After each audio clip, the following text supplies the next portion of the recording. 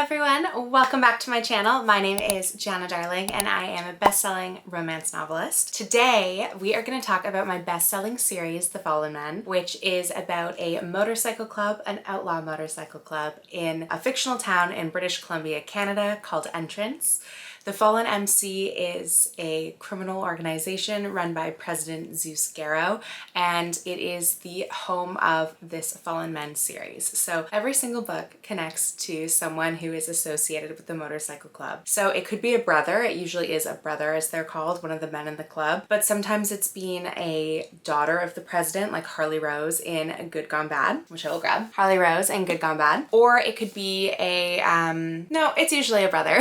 It's usually a brother, and then Harley Rose is the one exception right now. There may be some other exceptions in the future, but for now, every single book is associated with someone who's a member of the club or the daughter of a member of the club. So today I'm going to answer some of the burning questions that you guys had for me. I posted a question box over on my Instagram. If you're not following me there, definitely do, because I answer a lot of questions and respond in real time. So follow me if you haven't already. So I'm going to get to some of these questions that you guys asked.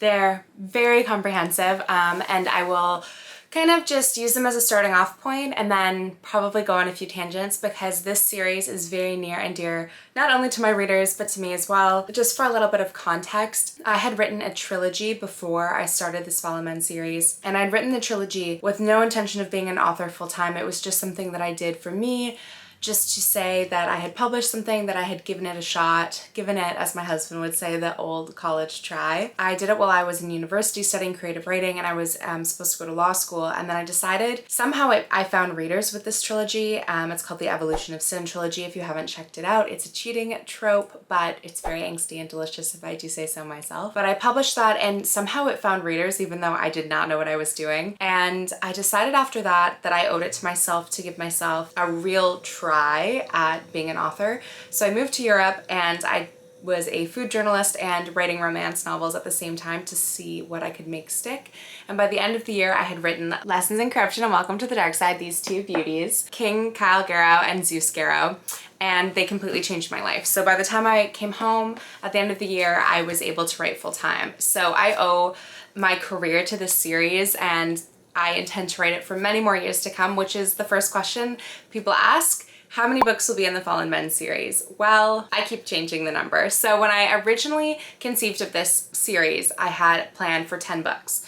Since then, I then moved it to 12, and now it's at 14 full-length books with a few novellas sprinkled in there. But as we know, with Asking for Trouble, which I just released on July 25th, that was intended to be a novella, and it's over 80,000 words, over 300 and some odd pages. So my novellas are kind of just full-length novels. They're just not as long as some of my other books. So there will be many books in this series, and I think that as I go along, I fall in love with different characters, and different side characters kind of crop up that even take me by surprise. For example, Boner, Aaron Clare, in Asking for Trouble, he was a side character in many books, in the first 7 books, and I thought he was fun, and I had this idea for a short story for him, and then it wasn't until I started writing that book that I realized, oh gosh, this can't be a short story, this can't be a novella, it has to be a full-length novel. Which actually answers a question that someone asked, which is Asking for Trouble a novella, 7.5 in the series, or is it number 8 in the series? The answer is, it's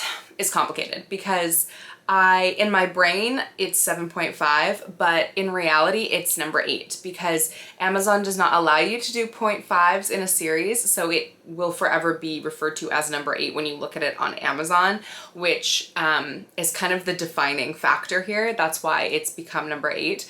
But it's also number 8 because Asking for Trouble is a full-length novel. It is. It's novella to Giana Darling because I write long books, but clinically speaking, technically speaking, it is a full-length novel. So it is Fallen Men 8. I refer to the next Fallen Men now as Fallen Men 9, and probably going forward with the novellas, they won't really be 0.5s either, just because of this technicality on Amazon. They don't let us do 0.5s. So because of that, Asking for Trouble is number 8, and the next Fallen Men, which people have asked, when is it coming? It's coming in 2025. I do typically intend to do a Fallen Men every single calendar year. You might have more than that. Sometimes you might not have one, but I'm very adamant about trying to give you one every single year because this is such a long continuing series and I love this world. It's so nice to touch base every year, but of course life gets in the way and there's other projects, other publishers that I work with that have demands on my time. So right now I would say I'm like 99% committed to always giving you one every year, but I have to leave 1% out for margin of error. So yes, right now I have 14 planned with a number of novellas, I think 4 novellas planned right now. And it's always really interesting to see you guys guess and theorize. If you love to guess and theorize, talk about future books and plot lines in The Fallen Men, you've got to join my readers group, Giana Darlings, on Facebook. People love to talk about their fan theories and I love for you guys to do that. It's such fun to have dialogue between my readers about what their hopes and expectations are for the series. Of course, that said, it is my series. I am the god of the fallen world. So I hope that you do trust me. Some of my readers say, in Giana we trust, and I love that because as much as I love for you to theorize and ship certain couples and people, I do want you to know that I do have a grand plan for this series and I have for many years, which is another question that people ask that I will touch on. I have had this series planned since its inception. So it was originally 10 books and I've expanded on that now to 14, but everything has stayed very similar and the couples that I've added have added to situations and plot lines that have already existed. So they've kind of furthered those instead of deviating from those original plans. So this is all to say that I have this mad scheme in place for, I know exactly where things are going, and I do leave room for creativity to spark. As I said, you know, Asking for Trouble was supposed to be a short story, then a novella, it's a full-length novel. So obviously inspiration strikes and I always follow my muse, it knows best. There have been changes that have been made, not just from a 10-book series to a 14-book series, but someone asked, have the couples all ended up with who I originally intended them to? They have. I haven't changed anything there, except for one instance in an upcoming book. I did change from the original, when I wrote Lessons in Corruption, I had an idea for this book and its couple, and I've since changed that a little bit. I've tweaked it to someone else, but you wouldn't even know that. And I changed it so long ago that it's already been in my mind for so many years as I've written the books that it's not something that you would even be aware of. It's just in my own head. I love Taylor Swift, as everyone knows. I'm a Swiftie and I love how she lays breadcrumbs for everyone. And that's something that I love to do in my books as well. So if you have any fan theories, please let me know in the comments because I'm always eager to talk about them. And I never confirm who will get a book in the future. That's something that readers love, but also sometimes forget. So a lot of the questions that I got for this video were also, is this person gonna get a book? Is Cleo gonna get a book, for example, came up a lot. Now, I will talk about Cleo a little bit. Cleo is the daughter of Henning Axelson from Caution to the Wind. So Axeman is from Caution to the Wind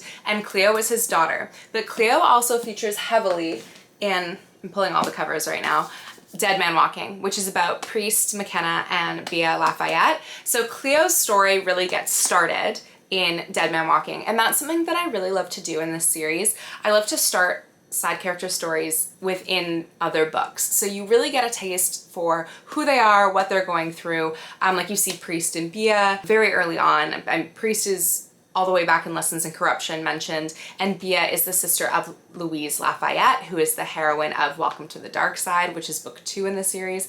So it all threads throughout. And you know, I always say this is a series of standalones, but really they are read in order.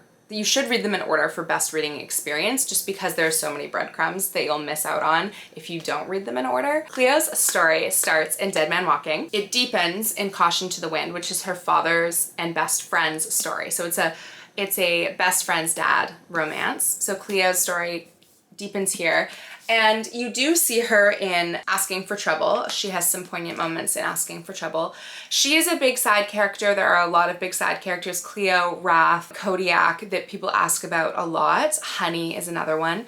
And they all want books for them. And listen, I completely understand. I wish I could give a book to every single character in this world because I love them so much. Some of them will not get books, but if I do give them some screen time, you can bet that I have a reason for that. And I have said, even though I like to be opaque, that Cleo, if she does get a story, it won't be for a minute. And I see a lot of people clamoring for Cleo's story. The truth is, what she went through in Dead Man Walking, and you see the aftermath in Caution to the Wind, she has lived through a horrific trauma that really most of us hopefully cannot relate to because it is so life-altering and personality-changing. Cleo is deep in her healing phase right now. She is not in a place where she is able to fall in love, or if she was able to fall in love, she is not able to deal with that or acknowledge that. So I hope that you can bear with me while Cleo heals in the background for a while, because if she does get a book, she needs to be healthy and she needs to be happy in her own self again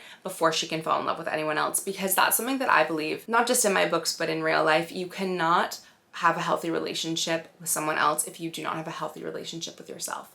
So that's what Cleo's working on right now to answer some of those questions around Cleo. Now, let me get back to some of the questions here that you guys had. Okay, how do I keep up with storylines, connections, places, and relationships with such a broad cast of characters and places? And it's a good question because there are a lot of characters, and I know some people are probably going to get confused as the series goes on, so I have thought about adding a character glossary. Let me know in the comments if that's something that you're interested in. It's kind of a twofold answer. The true answer is that, and this is a question someone asked me too, do all of these characters live rent-free in your head? The answer is yes, they do. They speak to me, they live rent-free in my head. I think of them every single day. Literally, there is not a day goes by that I don't think about at least one of the characters in the Fallen Men series. With that in mind, they are such tangible entities that thinking about them, remembering them is not a hardship. It's like I grew up with them. You know, I have a group of friends that I grew up with that I've known since I was in middle school. And I remember their names, and I remember their eye color, I remember their favorite hobbies and colors, I remember their families because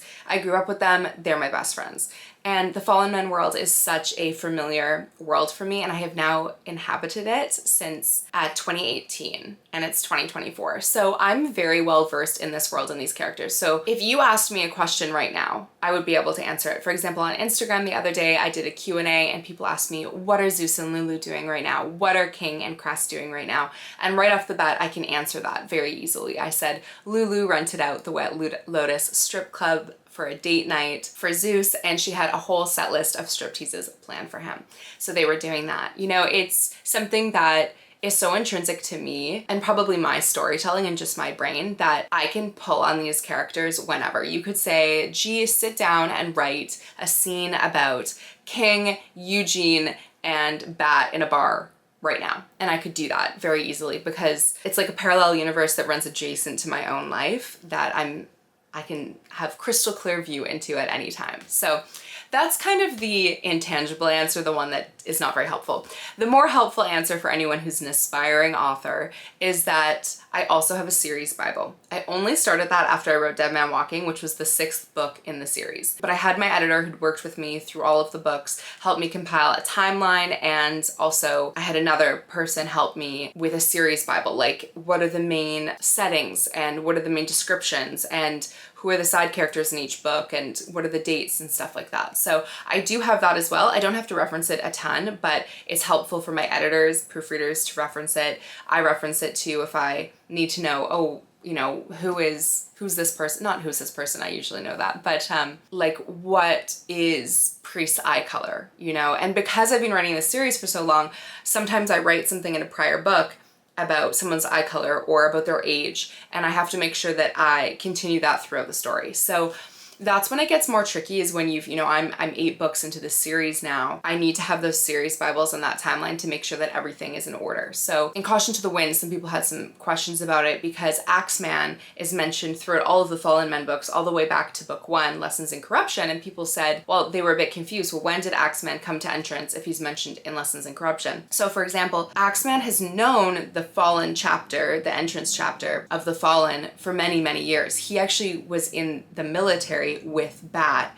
who of course we know is Sergeant of Arms in the Fallen chapter in Entrance. They've known each other for forever. He's visited, he knows Zeus, he knows Smoke, who is another older member of the Fallen in the Entrance chapter, and Axeman becomes a member of the Fallen in Calgary. So he has so many ties to the Fallen in Entrance. All that to say, the timeline of Caution to the Wind is he and Cleo, well, Cleo moves to Entrance 3 years before Axeman does because he goes to jail.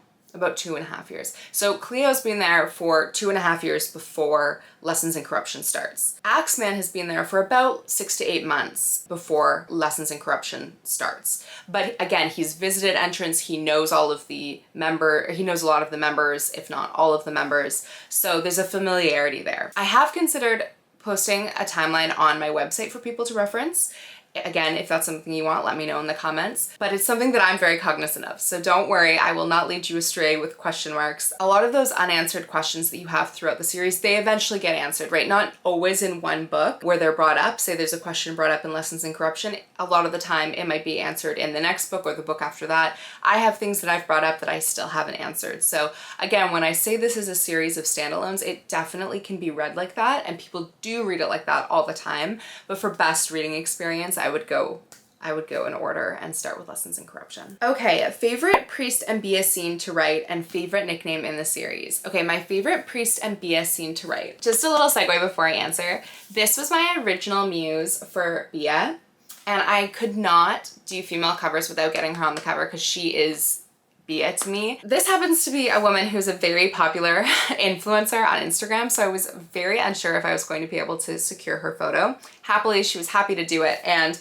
you can't really notice probably from there, but she's actually holding the Bible, which is such a great little nod to the book. But my favorite Priest and Bia scene to write was probably the scene in the graveyard. Many people will be aware of that. I love that scene, but my favorite moment, which is, it's not even a scene, my favorite moment to write, and one of the first images that really came to me when I was writing Dead Man Walking was the scene where Priest sees Bia cutting into a peach. And that's the first time that he really notices her as a person, as her own entity, and not just kind of fallen men adjacent. He sees her and he's intrigued by her, the way that she cuts this apple and licks the knife. Cuts the peach, pardon me, and licks the knife. She's very intriguing to him at that point for the first time ever, and very little intrigues Priest about the human existence. So that was probably my favorite moment, and my favorite scene is the graveyard scene, which lives like rent-free in my mind. I think about it all the time. I love it. But I love so many scenes from this book. I also am cheating now, but I also love the scene. There's two kind of back-to-back. One is where he ties her up with Christmas lights and carves his name into her, and the other one is in the shower where he really is vulnerable with her in a way that he hasn't been with anyone ever. So favorite scenes from Dead Man Walking.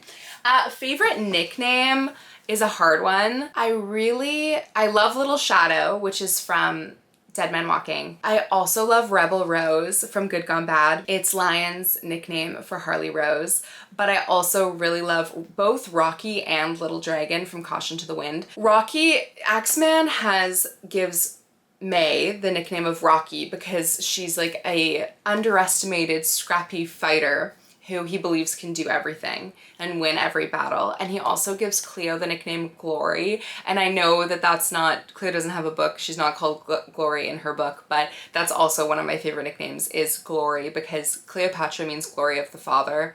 And Axeman is not even Cleopatra's biological dad, but he loves her so much and has proven again and again that he would do anything for her. So that nickname, it just means a lot to me. I lost my father when I was 18, and any instances of fatherly love really do it for me. And I think that's why Zeus Scarrow. Someone asked me who my favorite character is, and I don't have a favorite character at all. I think I'm the most like King and Cressida. I think I'm like both of them, with a little bit of Lila thrown in and a little bit of Lou thrown in. My husband thinks I'm the most like Lou, but there's just something about Zeus Scarrow, who is the father figure to everyone in this series that really resonates with me. And Zeus always lives in me. I could sit down at any moment of the day and write from Zeus Scarrow's point of view. And I really enjoy doing that. It's very organic, and he's kind of, it's funny because people say, you know, oh, I love Zeus, I love Zeus. I love Zeus too, but like I'm not in love with Zeus. Zeus is too much me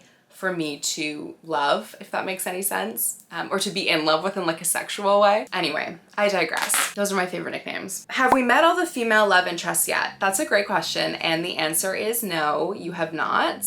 You have not met all of the love interests yet. You have met some of them, but you have not met all of them. What makes me decide who to write next in the series? That's a great question. It has mostly to do with plot. What's going on with the plot? Who needs to go next because their central conflict interacts well with the ongoing conflict of the series, right? So it has to be that mathematical equation. I can't put someone in there that has different villains and different themes than what's going on in the series right now, because that's just jarring. So Caution to the Wind really opened up a new can of worms in The Fallen Men. We have a lot of new villains and kind of ongoing conflict. So the next few books in the series has to deal with that ongoing conflict. So that dictates who will go next. It's a little bit more seamless than that. Because I've had this series planned for a while, I've always kind of known the trajectory it's taken and the conflict, where it's going and who's the big bad for each book. And when I say that I've had this series planned for a while, literally what I mean by that is that I had the couples, the book name, and the central villain conflict. And that's what I mean by having it planned. I'm not really a big plotter. That's how I plot. It's like a skeleton plot, and then I let myself be creative within the margins of that. Sometimes it's changed. Like there's a book the next book that's coming out, I thought would be a little bit earlier in the series probably than it has been, but I'm very happy with where it's at now. It actually fits better. And there was a book I was thinking of putting out, a novella I was thinking of putting out, and I realized that it wasn't gonna suit what was happening right now. I have to wait a little bit. So that's how I decide, based on the plot. Laura asked, will Honey ever have peace of mind? I worry about her the most. Honey Eves is the half-sister to King and Harley Rose through their mom. So their mom had a relationship after she broke up with Zeus that resulted in Honey. Honey is much younger than King and Harley Rose. At the start of the series, I believe she's 15. So she's still a teenager. She's featured heavily in Inked and Lies with Lila's plot with Irina Ventura and a sex trafficking ring in Entrance. And she is a very troubled girl. She is involved in the sex trafficking ring. She has some struggles with addiction. Her mother was horrible to her. Her father died when she was young. So she has not had a good life. And recently on my Instagram stories, someone asked me to tell them more about Honey. And I said, simply, she hates everyone. And she hates everyone because she's had a really tough life. And even though she's been taken in by the Garrow family and kind of fostered by them, she's living with Buck and Maya. Buck is the VP of the club and Maya's his wife. At this point, she's so raw that every act of kindness feels like vinegar on her skin, and she just wants to reject it. So the question is, will Honey have peace of mind? And the answer is eventually, not for a good long while though. Honey has a lot of things going on in her life and very few people that she trusts, if any, and she just doesn't trust herself. She doesn't trust goodness for herself. So Honey has a long way to go before she finds peace, but hopefully she will one day. Will I ever consider doing a spin-off series involving all of their children? I get this question a lot, and guys, I will not even say who's cutting the next book in the series, so I am not going to say anything about a spin-off series for the children. I think it's cute that you think about them. I love that. I love their children. I love Monster and Angel and Aries. I love Prince and Lucian and Justice and Eve. I love all of the, like, Willow and Iris, Cash, Tasman. There's so many kids, and there's only going to be more kids. So I do love them, but I'm so focused on how many more books we have here. We're like halfway done the series. So that's what I'm focused on right now, and that's what you should be focused on as well. I get a lot of questions. Is Aries the next book? No, Aries is like 10 years old right now. So no, I'm not concerned about that generation right now. I'm concerned about the older generation. What cover is my favorite of the male paperbacks, the female hardbacks, and the discreet? Oh, that is a good question. Okay, so I'm gonna cheat, but I don't have it with me yet, but I will say Asking for Trouble's female cover, I'll put it right here. That's one of my favorite girl covers. Bia on Dead Man Walking is one of my favorite girl covers. I think she's probably my favorite. I also love Harley Rose's cover as well. Whoops. Okay, so discreet. I probably love Inked and Lies and Caution to the Wind the most for the discreet covers. I love these. But honestly, close runner up is Lessons in Corruption and Good Gone Bad. I love those ones as well. But these two are probably my favorite because I just think that they're so striking. And this was actually my original concept for the covers, was started with Inked and Lies and this concept of having like graffiti flowers, and then everything spawned from there. So these are by TRC Designs. Kat, she's exquisite. She does all my discreet covers, and like I love them. Okay, and then for male ones, let me think. I'm cheating and I'm picking more than one for the male covers as well, but I could not have written this book without having him on the cover. This was my muse for Axeman originally, and he's basically perfect, but he's a little too lean. But in this photo, you know, and he's dirty because if you've read Caution to the Wind, spoiler, hopefully you've read all the books if you're watching this, he digs May out of a grave in the climax of the book, and he's dirty, like he's and wet, like he's digging her out of the mud in the rain. And I just loved it. As soon as I saw this photo, I was like, I need this photo. So I love it. I also love Lane Dorsey as Priest. This photo is just so, it's so Priest. Like the red hair, he actually has brown hair, but it looks red in this photo, as Priest has red hair. And the glow of the orange, and he just looks so broody and mysterious and a little bit scary. So that's one of my favorite ones. And then finally, King on After the Fall, because Christopher Mason is the model and he's the reason that there's a Fallen Men series. I saw a picture of Christopher Mason leaning up against a motorcycle, looking over his shoulder like he was waiting for his woman to come to him. And it gave birth to Lessons in Corruption, Welcome to the Dark Side, that 10-book series. Literally within half an hour, I had it all plotted out. So thank God for Christopher Mason and his beautiful face. He is my ultimate King Calogero. Okay, there's so many questions and I've been talking for a while, but we'll see what we can get to. Where does the short story Swan Song fall in the timeline / number in the series? So Swan Song, for those who do not know, is about Curtains and Obsidian Swan, who's a hacker. And Curtains meets her, well, that's actually hard to say. So Curtains is a hacker. It takes place when Curtains is just a teenager, and it's how he both kind of met Obsidian Swan and also the Fallen Men, the Fallen MC. So it's set before all of the books, before really, like probably around the time of Out of Sight, which is the prequel novella that you can get for free when you sign up for my newsletter. It's set probably around there or even before there. So it's when Curtain's a teenager, and in the current books, he's 28, quite a long time ago. And that's how he meets Boner, aka Aaron, and that's how he meets Aaron's sister, Elsa, who is Obsidian Swan. So that is a short story that is no longer available anymore. It will be again for those who really want to read about Curtains and Elsa. It will be again, I'm just not sure when, but within the next couple years, you'll have much more than Swan Song to delight yourselves with. Which Fallen Men kids have been born in the current timeline?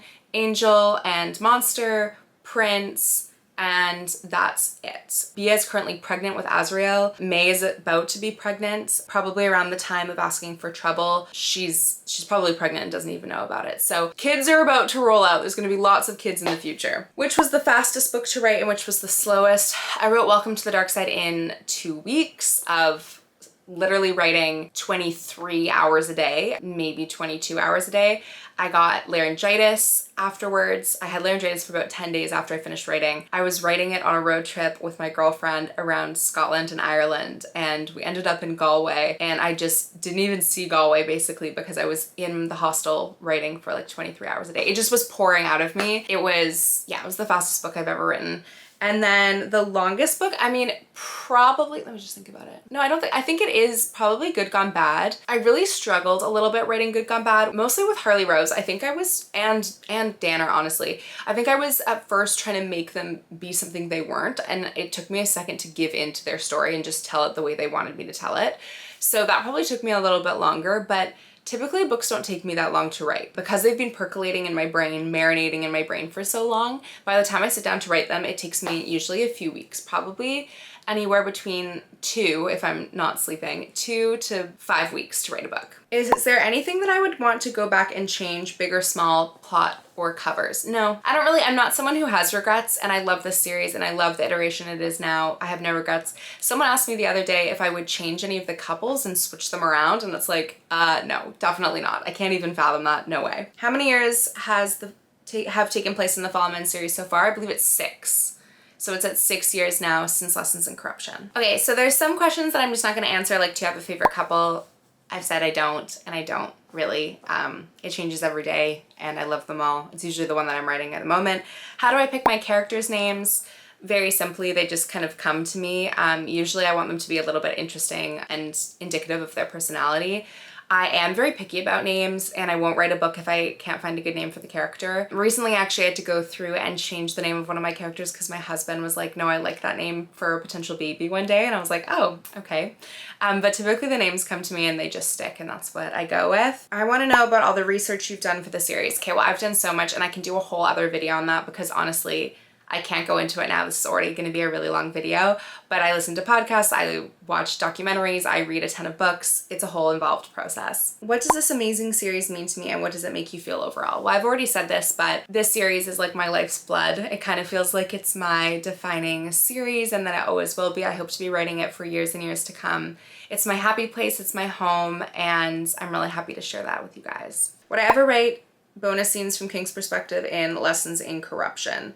I love it so much, but found myself craving his voice too. Maybe I would, but I think probably not. I'm happy with how Lessons in Corruption is, and then you can see a lot of that in After the Fall, which has his point of view as well. Which character made me cry the most while writing? I've cried a lot writing this series, you guys. I've cried in Inked in Lies, writing about Dane, also writing when they come to get her from the blueberry farm. I cried obviously in Welcome to the Dark Side at many points. That book is a really hard one for me. I lost my father to cancer when I was 18, and my mother struggled with it 4 times. So it's a very poignant one for me. Cried in Caution to the Wind. I've cried obviously in After the Fall. That one really hit hard because I pulled on my love for my husband to inspire me. I've cried in almost every single one of the books that I have written for this series, so that's my answer to that question. My favorite Lila and Nova moment. Okay, I love so many moments with them, but I honestly, one of my favorite ones is just that scene the night that her mother dies, where she's in her room and he goes to her and entertains her and keeps her safe, and kind of distracts her from her parents fighting, and they talk about types of flowers and sunflowers, Fantastic Yellow. I love that scene so much, and I think like the purity of their relationship in its inception makes it so strong further on. And then some of my, actually, I just will have uploaded to my website one of the bonus scenes that I recently wrote for Lila and Nova, which is one of my favorite scenes I've ever written, when Lila is pregnant and there's this quote called "My whole world in one garden." For anyone who thinks that Nova doesn't like Lila and doesn't love her and doesn't think she's like the best thing to ever exist, I don't really understand that, because it took him a while to get his head out of his ass, but he clearly adores her. And sometimes I feel really strongly about my men who aren't like insta-love or don't fall first, because men usually, I feel like, don't fall first because they're so confused about their own emotions. They don't have as much in their emotional toolkit. So I always love when it takes a man a second to like realize that he's in love. Nova's clearly been in love with Lila forever in Inked in Lies. And then when he finally realizes it, there's nothing he wouldn't do for her. And he, you know, in all the books after that, he's always making out with her, he's always loving her, he's always giving her compliments. And it's the same thing with Henning / Axeman in Caution to the Wind. It took him a second to get over his anger and to get over the age gap, but now he would do absolutely anything for her. And I love that couple so much. I love that book so much. It is one of my favorite ones I've ever written, Caution to the Wind. A narrator hint for asking for trouble. It is a Latino narrator because, of course, Aaron Boner Claire is Latino. He's amazing. I'm obsessed with him. He's got a great growly voice, and that's all I will say. I will say also, unfortunately, the audiobook, because I really wanted this man, will not come out until the new year. So I'm sorry for the wait, but it'll be well worth it, and I'm really excited to give you the audiobook. How long did it take me to have all of the families planned out? No time at all. They just come to me instantly. I wish that I could give you, like, this is just how my brain works. So all of those connections and the families, like, as soon as I start writing, they just kind of emerge to me. It's like I am the conduit for the story, and really what's happening is I'm a biographer writing the story that the characters are telling me. So that's kind of how my process works for me. Would I ever consider a Patreon or Ream for all things Entrance BC? Yes, I think that's a great idea. It's basically a subscription service where like I give more content, bonus scenes, etc., for the world. I just don't have the time right now if I want to keep writing all of the books and living my life. I'm already so busy with everything. Hopefully one day I will have the bandwidth to do that, but right now is not that day. Which book was I most excited to write? I've been excited to write all of them, so it's not a great question, but I will say I'm super excited to write 2 of the upcoming Followman books, and I've been really excited about writing them for years. So I'm really excited it's almost time. Someone asked if May is having twins since the family tree, they have 2 kids. No, in the girl hardcover bonus epilogue, May has her first child, so make sure that you pick that up. If not, it will be on my website in the bonus section, so check it out. She has her first child and then she has the second child, so they're not twins. Think of TV. Is each book its own season in your mind or multiple books in one season? That's a great question. I think each book would be a season for sure, but there would be some overlap because there's overlap in the books. So you see background characters doing their things. So it wouldn't just be like, you know, season 1 would only be about King and Cresta and season 2 would only be about Lou and Zeus. They would all kind of interact, but the main plot would stay the same. So the plot of Lessons in Corruption would be season 1 and then so on and so forth. Okay, I've been talking forever. There's more questions. I'm sorry I'm not going to get to them, but I hope that this answered some of your burning questions, and I love talking about the Fallen Men, so thank you so much for being here with me today. If you have any questions I didn't get to, leave them in the comments, and if you want a part 2, let me know, and I'll come back and talk more about my beloved Fallen Men. Bye, guys.